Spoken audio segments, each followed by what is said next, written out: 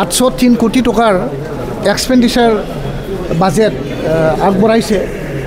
তো যিটো বাজেট এই বাজেটখন অহাকালি ডিছকাশ্যন হ'ব আৰু ইয়াৰ ওপৰত আমি কেইটামান পইণ্ট ইতিমধ্যে আমি বাছি থৈছোঁ যে যিটো এল'কেশ্যন আমি দেখিছোঁ তাত ৰেভিনিউ এক্সপেণ্ডিচাৰটো বেছি, মানে কেপিটেল এক্সপেণ্ডিচাৰটো কম।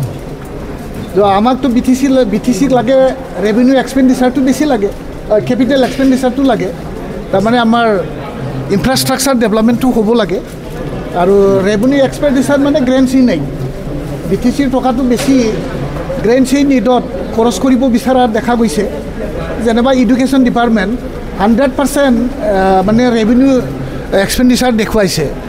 তো তেতিয়াহ'লে BTCত এডুকেশ্যন ডিপাৰ্টমেণ্টত কোনো এটা স্কুল বিল্ডিং বা ইনফ্ৰাষ্ট্ৰাকচাৰ ডেভেলপমেণ্ট নহ'ব বুলি আমি ধৰি লৈছোঁ।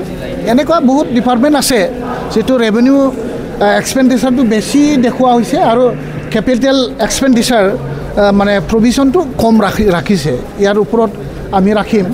আৰু এটা মানে হাস্যকৰ কথা যে RNB চিভিল হস্পিটেলটো যেনেকৈ আছে সেনেকৈ থাকিব বুলি তেওঁলোকে আজিৰ পবিত্ৰ সদনতো কৈছে।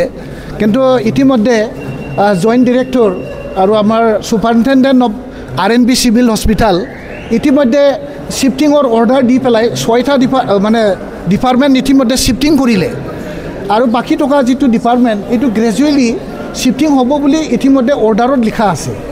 সেইটো তেওঁলোকৰ বক্তব্য আৰু যিটো মানে চৰকাৰী কাম সেইটোত মানে মিল নাই দেখা গৈছে।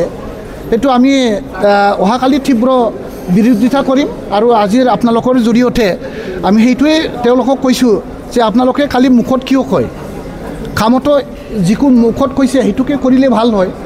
তো আপোনালোকে RNB চিভিল ব্যৱস্থা যেনেকৈ আছে সেনেকৈ থাকিব বুলি কৈছে, কিন্তু আপোনালোকে আজিৰ দিনত মানে যিটো ডিপাৰ্টমেণ্ট এই ডিপাৰ্টমেণ্টক শ্বিফটিং